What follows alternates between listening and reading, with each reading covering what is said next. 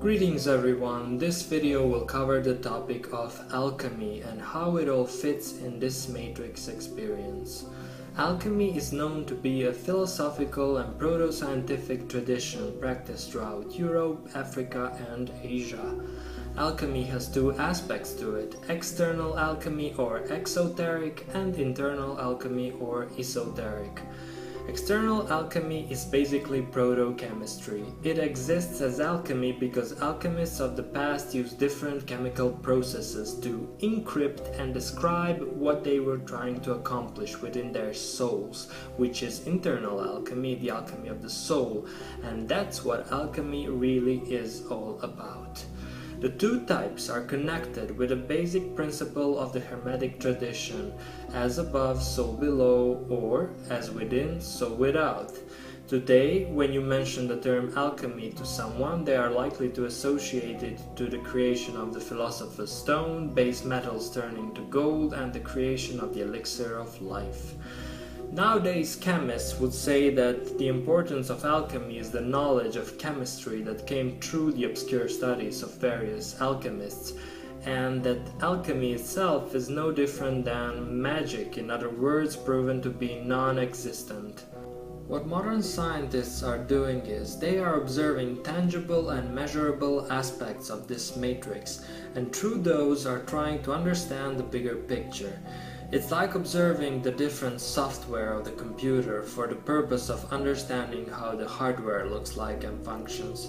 It can be done to a degree, but it's very difficult, slow and time-consuming.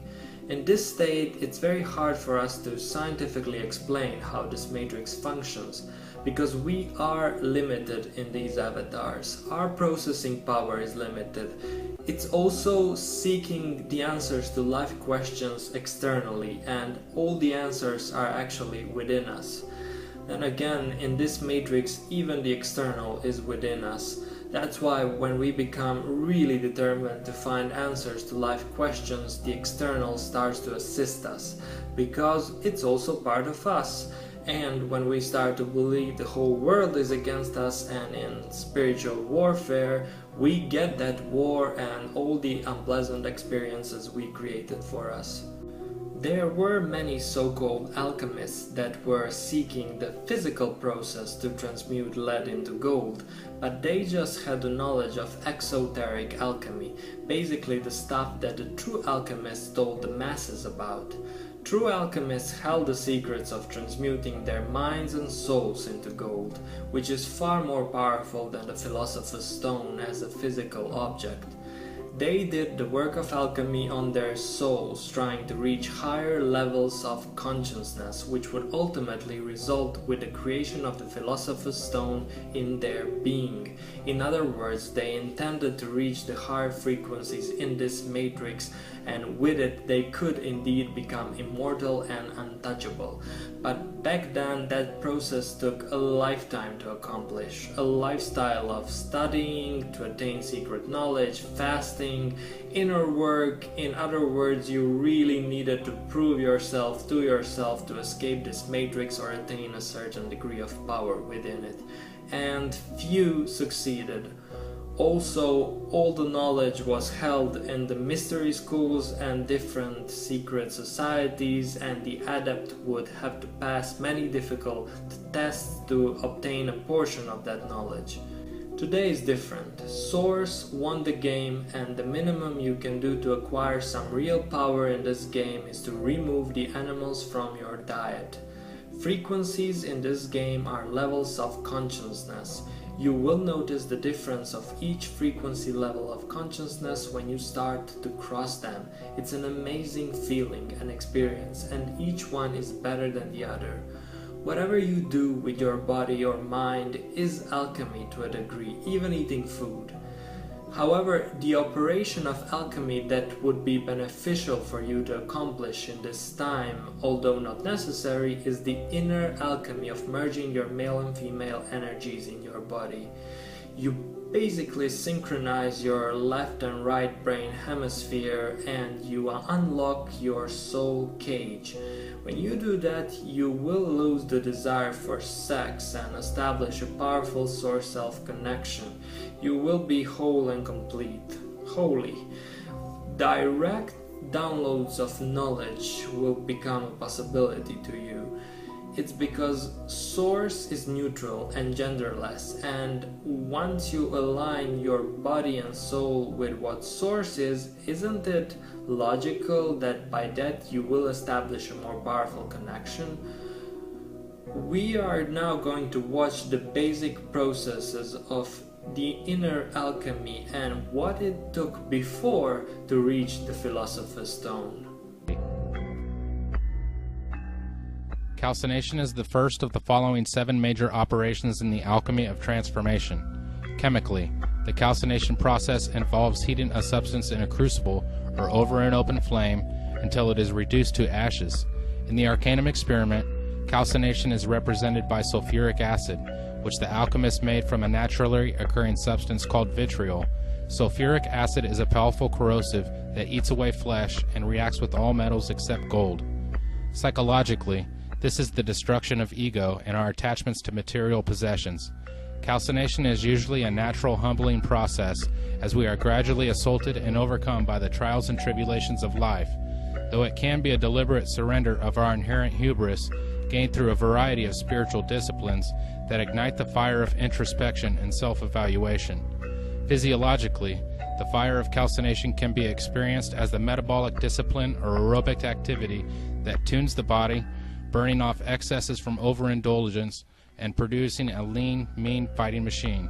Calcination begins in the base or lead chakra at the sacral cup of the base of the spine. In society, the calcination is expressed in the lives of revolutionaries, conquerors, and other warriors who try to overthrow the status quo.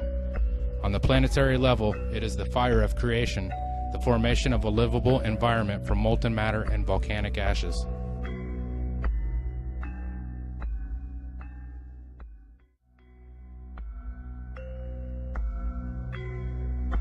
Dissolution is the second major operation in the alchemy of transformation. Chemically, it is the dissolving of the ashes from the calcination in water. In the Arcanum experiment, dissolution is represented by iron oxide or rust, which illustrates the potentially corrosive powers of water on even the hardest of metals. When processed, vitriol breaks down into sulfuric acid and iron oxide, which are the first 2 arcana or secret ingredients. The Egyptians smelted iron as far back as 1500 BCE and used iron compounds in tonics and disinfectants. Psychologically, this represents the further breaking down of the artificial structures of the psyche by total immersion in the unconscious, non-rational, feminine, or rejected parts of our minds. It is, for the most part, an unconscious process in which our conscious minds let go of control and allow the surfacing of buried material. It is the opening of the floodgates and generating new energies from the waters held back. Dissolution can be experienced as flow, the bliss of well-being, and actively engaged in creative acts without traditional prejudices, personal hang-ups, or established hierarchy getting in the way. In society, the process of steady growth through gradual dissolution is examined by agrarian, monastic, or agricultural-based lifestyles. On the planetary level, dissolution is the great flood, the cleansing of the earth of all that is inferior. Separation is the third operation of transformation in alchemy. Chemically, it is the isolation of the components of dissolution by filtration and then discarding any ungenuine or unworthy material. In the Arcanum experiment, separation is represented by the compound sodium carbonate, which separates out of water and appears as white soda ash on dry lake beds. The oldest known deposits are in Egypt. The alchemists sometimes refer to this compound as natron, which means the common tendency in all salts to form solid bodies or precipitates. Psychologically, this is the process of rediscovery of our essence and the reclaiming of dream and visionary gold previously rejected by the masculine, rational part of our minds. It is, for the most part, a conscious process in which we review formerly hidden material and decide what to discard and what to reintegrate into our refined personality. Much of this shadowy material is things we are ashamed of or were taught to hide away by our parents, churches, and schooling. Separation is the letting go of the self-inflicted restraints to our true nature so we can shine through. Physiologically, separation is the following and controlling the breath in the body as it works with the forces of spirit and soul to give birth to new energy and physical renewal. Separation begins in the navel or iron chakra, located at the level of the solar plexus. In society, separation is expressed as the establishment of clans, cities, and nationalities. Separation on the planetary level is represented by the formation of land masses and islands from the powerful forces of air, water, earth, and fire. Conjunction is the fourth of the 7 operations of alchemy.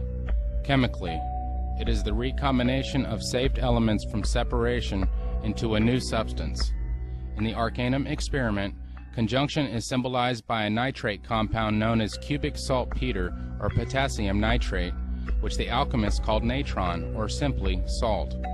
Blue-colored natron acid, or aqua fortis, was made by mixing potassium nitrate with sulfuric acid and was used to separate silver from gold. The inert residue precipitated from the acid during the reaction, like a child being born. Psychologically, it is the empowerment of our true selves, the union of both masculine and feminine sides of our personalities into a new belief system or intuitive state of consciousness. The alchemists referred to this as the lesser stone, and after it has been achieved, the adept is able to clearly discern what needs to be done to achieve lasting enlightenment, which is the union over the self, and often synchronicities begin to occur and confirm that the alchemist is on the right track. Physiologically, conjunction is using the body's sexual energies to perform transformation. Conjunction takes place at the level of the heart or copper chakra. In society, it is the growth of crafts and technologies to master the environment. On the planetary level, conjunction occurs when primordial life forms are created from the energies of the sun or lighting. Fermentation is the 5th operation in the alchemy of transformation. Fermentation is the 2-step process that begins with the putrefaction of the hermaphroditic child from the conjunction, resulting in its death and resurrection to a new level of being. The fermentation phase then begins with the introduction of new life into the product of conjunction to strengthen it and ensure its survival. Chemically, the fermentation is the growth of a ferment bacteria in organic solutions, such as occurs in the fermenting of milk to produce curds and cheese, or in fermenting of grapes to make wine. In the Arcanum experiment, the process of fermentation is represented by a compound called liquor hepatis, which is an oily, reddish-brown mixture of ammonia and the rotten egg-smelling compound hydrogen sulfide. Egyptian alchemists made ammonia by heating camel dung in sealed containers and thought of it as kind of a refined mercury that embodied the life force. Liquor hepatis means liquor of the liver, which they believed was the seat of the soul, and the color they associated with the compound was green, the color of bile. Surprisingly, liquor hepatis exudes a wonderful fragrance, and the alchemists made a perfume of it called balsam of the soul. Psychologically, the fermentation process starts with the inspiration of spiritual power from above that reanimates, energizes, and enlightens the alchemist. Out of the blackness of his putrefaction comes the yellow ferment, which appears like a golden wax flowing out of the foul matter of the soul. Its arrival is announced by a brilliant display of colors and meaningful visions called the peacock's tail.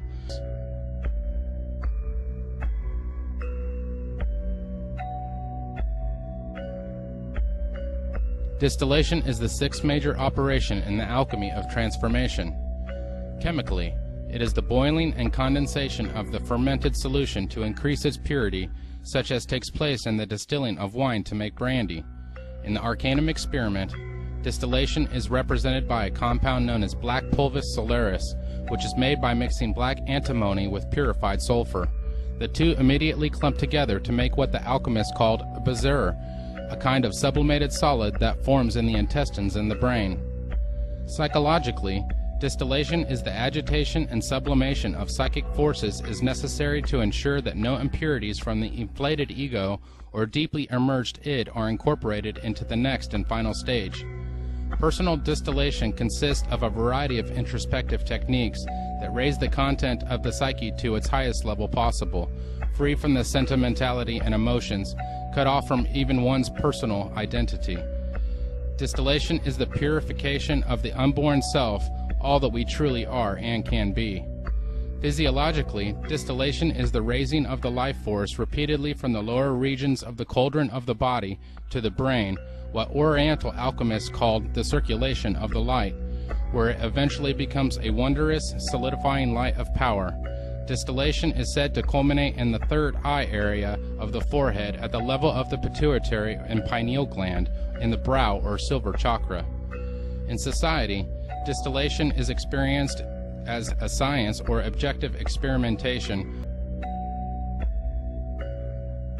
Coagulation is the seventh and final operation of transformation in alchemy.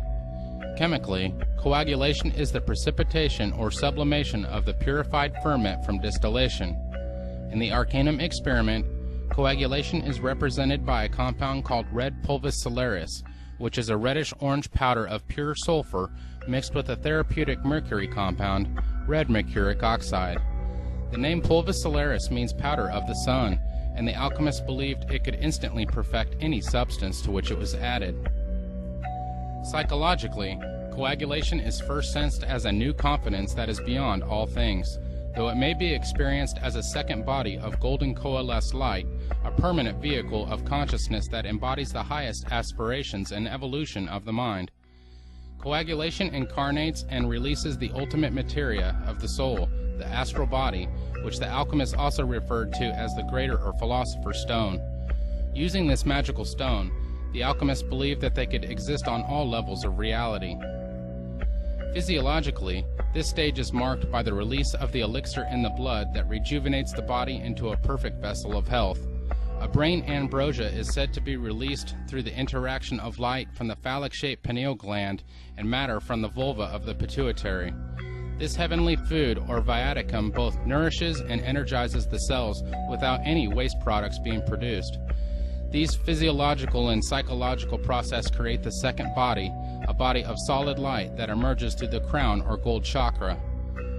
In society, it is the living wisdom in which everybody exists on the same light of evolved consciousness and knowledge of truth. On a planetary level, coagulation is the return to the Garden of Eden, this time on a higher level in tune with the divine mind.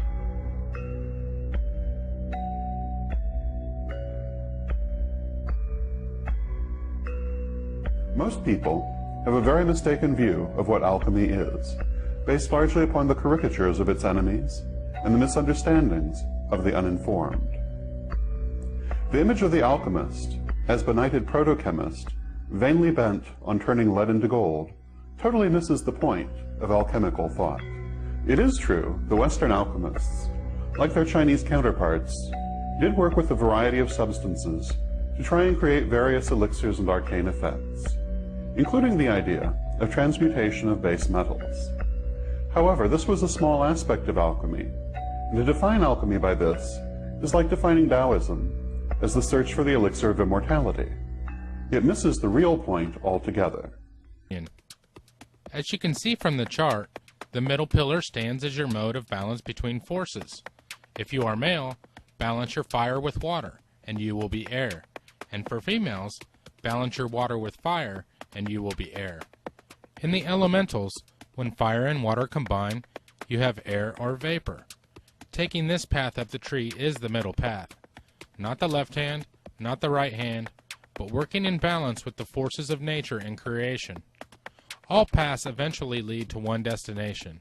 However, taking one polarized path can lead one through vices, hardened materialism, and thorns, while taking another polarized path can lead one through the clouds, high above and forgetting the importance or even some cases, even hating or despising our material existence.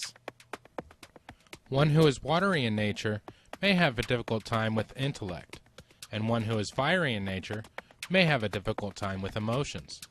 The middle path allows one to walk with their head in the clouds, with their feet planted firmly on the ground. This is a highly spiritual nature, with grounded understanding of the importance of who we are and why we are here. This is a perfected union of spirit, volatile, and matter, fixed, often depicted by the androgyne or hermaphrodite. Depictions of this is also seen in the Tarot, as the High Priestess, which corresponds to the hidden sphere of Thoth on the Tree of Life in Kabbalah. Notice she is holding the Torah in her hands. In esoteric philosophy, the one became two in a mystical act of expansion and expression, the law of opposites and dynamic tension of the created universe. Yet we also see countless observations of the importance of making the two into one, a return to the source and its nature of being in pure and unconditional love. All duality seeks union, conscious or not, and this was an original intention of separation itself. As energy begins to move back upwards, we see an amplitude increase in the active current begin to take place in our energy channels.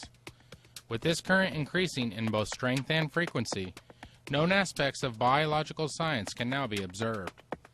Let's take this opportunity to actually look at some science taking place, in hopes that we can gain a more rounded understanding of the process. Moving charges or currents produce magnetic fields.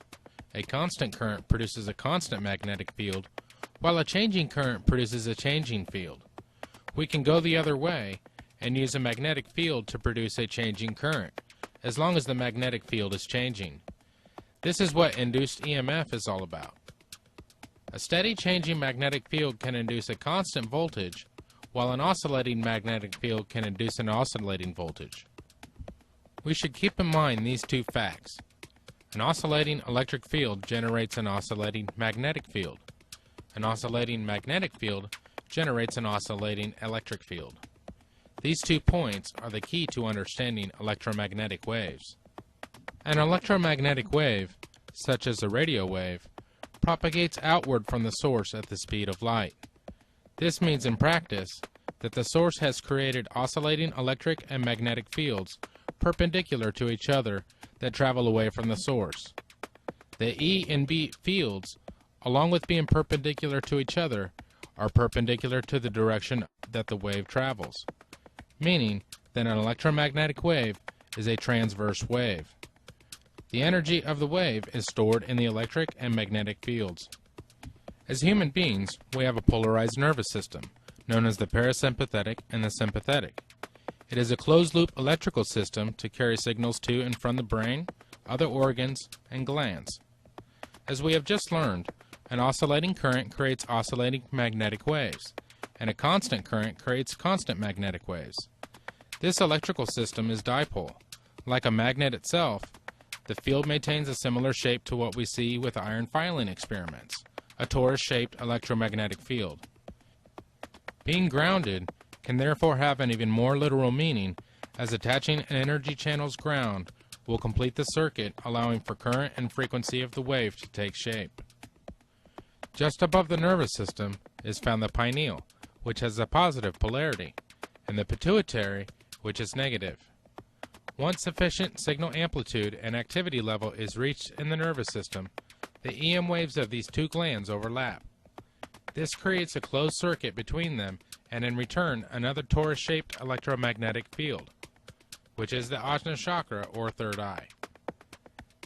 This brings ethereal energy into a sense organ not normally stimulated in such a manner, and increases the sensitivity and reception to the frequencies now available. Theories have begun to arise about the electromagnetic field of consciousness and how it is connected to our physical body. There even seems to be some consensus in the scientific community as to these claims. If it is true that our consciousness is electromagnetic in nature, it will enable science to move forward into the research of metaphysics. In consideration of this discussion, why is all of this important to alchemy? Something occurs within the alchemist at a certain realization that we actually have the ability to manipulate the reality around us, even if in a subtle way, perhaps even by affecting the reality on the smallest of scales. Today, these phenomena are known in quantum mechanics to be a multitude of potential outcomes in relation to a system of observable probability. In scientific terms, it's called quantum indeterminacy. In 1937, an alchemist named Fulcanelli said, "All the same, I can say this. You will not be aware that in present-day official science, the part played by the observer becomes more and more important. Relativity, the principles of indeterminacy, demonstrates to the extent at which the observer today intervenes in all these phenomena. Fulcanelli was without a doubt speaking of the aspects we see in quantum physics today as being verifiable. Much of the talk today seems to validate what the alchemists did, especially in regards to higher consciousness. As you can see from the images, the higher the frequency of the EM waves, the more it is harmonic and resonates with the atomic nuclei and beyond into quantum levels. This is where all the magic happens in quantum mechanics. There are particles which seem to come in and out of existence or transform seamlessly to and from a wave. It appears when consciousness is powered by a fully active subtle body system that it has more effect on quantum indeterminacy. We indeed may be on the very brink of lending scientific credence to what has long been held to the alchemist or similar traditions, that the observer, or the alchemist in this case, can affect the outcomes on a quantum level. If you are interested in watching the whole documentary, the link will be in the description box below, but please don't take all the information in the documentary for granted. Discern what source truth is and what's not, and that goes for any information you hear, including my videos. Alchemists also used to encrypt their works as external alchemy to shield themselves from the public and to make them available only to the ones they deemed worthy. 1 tablespoon of sugar, a pinch of salt, a dash of pepper. Nothing too magical about this recipe. You think maybe you got the wrong author? Not a chance! I reproduced verbatim what Dr. Marco wrote in those journals. It was all for naught. Sorry, Full Metal. I don't know. So, Sheska, you're positive every word's precisely as it was in Dr. Marco's version? Oh, yes, sir. No doubt about it. Sheska, you really are an amazing... So these are Marco's notes. On the surface, they appear to be an ordinary cookbook. You really think the secret to the stone is in here? It does make sense. Marco didn't want just anyone to read it, so he wrote it in code. As for the cookbook disguise, you know what they say? Alchemy was born in the kitchen. So now all we have to do is crack the secret language of his. No sweat. It was and still is like that with all religions, spiritual paths, and even science.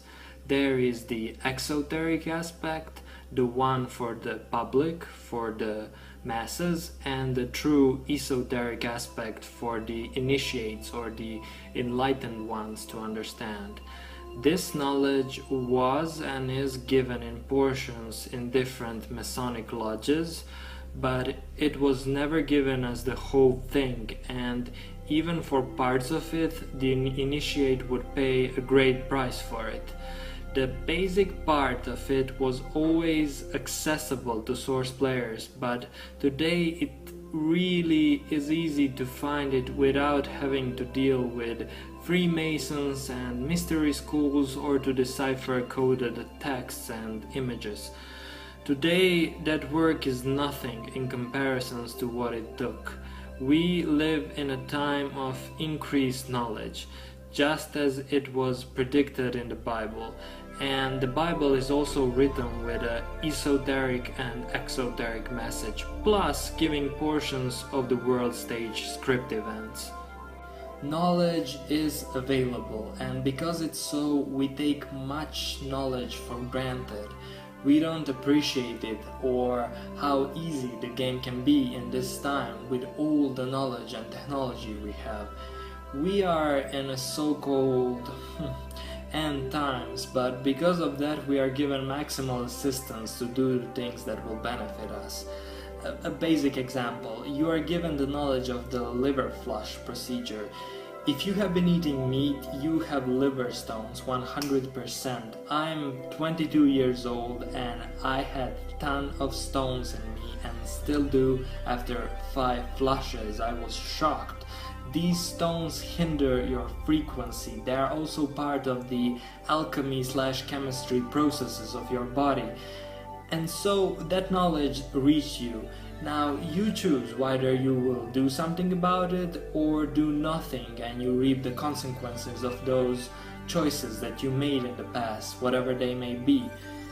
So to those who think maybe that the game is unfair and that perhaps they didn't know the things they needed to know, if you are going to blame anyone, blame yourself, because the knowledge is out there and you are not seeking it or acting upon it. You may be preoccupied with your life script or stuck in the lower frequencies where you got again by the choices, but only this moment is important. Make good choices now. If you're listening to this, some knowledge has reached you. You either reject it or accept it and act upon it. Because if it's useless knowledge, you would have been better off without it. But if you recognize it as beneficial, don't let fear stop you from taking actions. To me, that would just be really sad. Knowledge is so important in this game. Gnosis means direct experience knowing. The stuff I'm talking about here is the gnosis of life. Universal truths found in all religions and spiritual paths, like alchemy is. And I will be very clear when I talk about something being just my opinion and when I'm telling you source truth concepts. It doesn't really matter if you believe my message on this channel, but try to listen to it without accepting it or rejecting it. It's what is called a beginner's mind. A mind that is open and receptive and doesn't necessarily compare or relate things, but receives it more intuitively. I spoke about intuition and that good feeling you get about some information you receive being your source self guiding you. There is also false knowledge. How to deal with that? Well, on the higher frequencies you will just know if the knowledge is false. But if you are unsure about something or someone's message or my message here, there is a good Bible quote, "You shall know them by their fruits." In other words, what am I suggesting to do here? All the advices I have given you in previous videos are beneficial to you, medically, life coachingly, even if you take them out of the Matrix story context. Some would maybe debate this, but you can always be skeptical and try to remove the animals, for example, for a period of time and just see how you feel. That's what I did when this knowledge first reached me. But back to the topic. Many religions have roots in alchemy and many other philosophical paths, such as Gnosticism. In each and every one of them there are source truth gems that you can find, but it's never the whole thing. That's why I wouldn't put labels on me such as Gnostic or Alchemist or Christian. Labels always confine you to something lesser than you, and in some cases even attach spirits to you. The clip I showed you before was from an anime show called Full Metal Alchemist. The following one will also be from that show. The reason I'm mentioning it here is because it contains very interestingly packaged source truth. And the anime itself teaches you to read between the lines, and that a basic cooking recipe, for example, may be encoded as a recipe to create the Philosopher's Stone. The anime itself is taking place in the fantasy world where physical alchemy is possible. At the end of the show, we find out that apart from the fantasy world of the show, another world exists, and that would be our world where you and I live. The basic law of alchemy, as said in the show, is that the human can't gain something without sacrificing something of equal value. So at the end of the anime, the main character finds out that all alchemical power they have is actually derived from the pain and suffering energy that is generated in our world, where alchemy doesn't exist as such. Ring a bell? This is incredible! Why have I never heard of these flying machines? It seems in this world, scientific discovery developed along a different track. Physics and advanced machinery instead of alchemy. Came as quite a shock to me too when I arrived. In this world? I thought you realized. You see, this is the other side of the gate.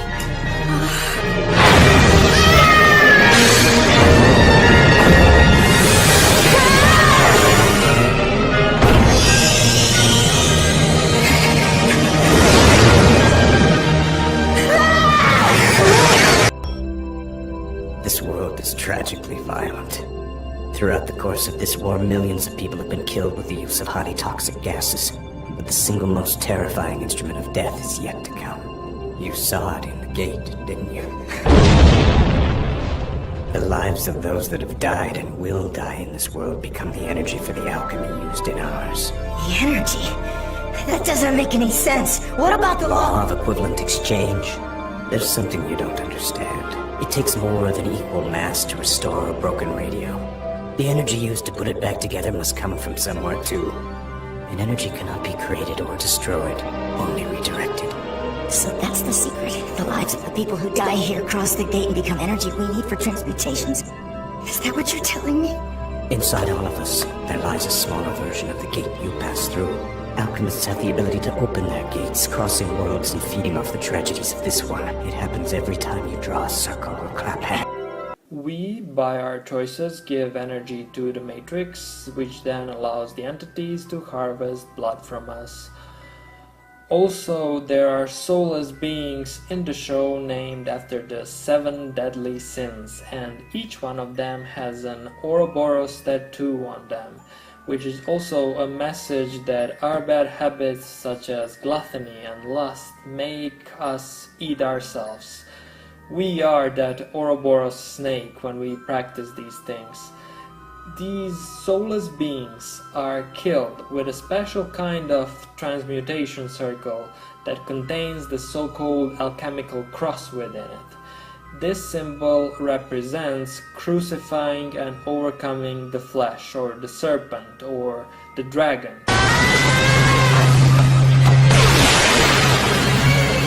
What is that? She's our fake mom, Al. This is her weakness. The real thing. What?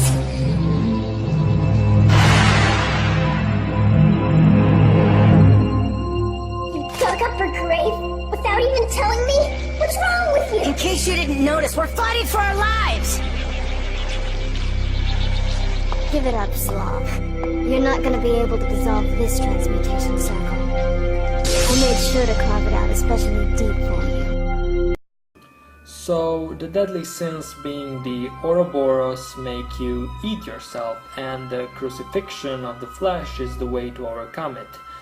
This symbol, the alchemical cross, is also present in the Bible, the story where Moses puts a snake on a pole and everyone who was bit by that snake was cured of poison. This means when you crucify or slay your dragon will start to work for you and not against you. That's why the inner alchemy of merging your male and female energies is important. You won't be plagued by the sex drive, and you will not lose any more energy that way if you accomplish this process. That powerful energy will then be redirected into your manifestation abilities. You will still be able to have sex, but you won't be controlled by that drive as it was before. I am putting examples such as this cartoon because I know this information to be true, but you maybe just believe it. And I'm trying to show you that other influential people also know part of this knowledge. Also, in the anime, a philosopher's stone is made by sacrificing human souls, how convenient, and dissolving them into energy. That's exactly what was previously the fate of our souls if we failed in this matrix. They would be dissolved and become a permanent part of the matrix.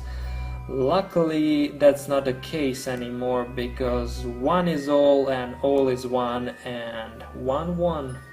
So I probably shared a great deal of my acquired knowledge here by now, so it may trigger that what you already know inside you, and to make the information more available and accessible.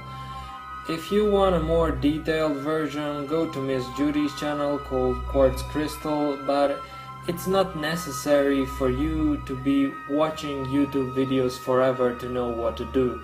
You see, if you remove the animals and perform inner alchemy, you won't need to watch YouTube videos, you'll have a direct link to your source self. But sometimes we like to watch videos and absorb knowledge that way because it's easier than doing the things that make you grow, and trust me, nothing that makes you grow is comfortable. But once you overcome your dragons, you can ride them. This is all very serious, but at the same time it's a game, so try to enjoy while it lasts. My best wishes to you all.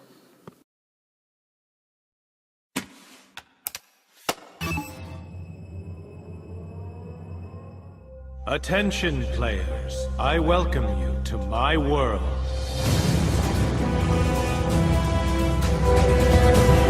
My name is Akihiko Kayaba. The reason I created Sword Art Online was to control the fate of a world of my design. You cannot log yourselves out of SAO, and no one from the outside will be able to shut down or remove the nerve gear from your head. There is no longer any way to revive someone within the game.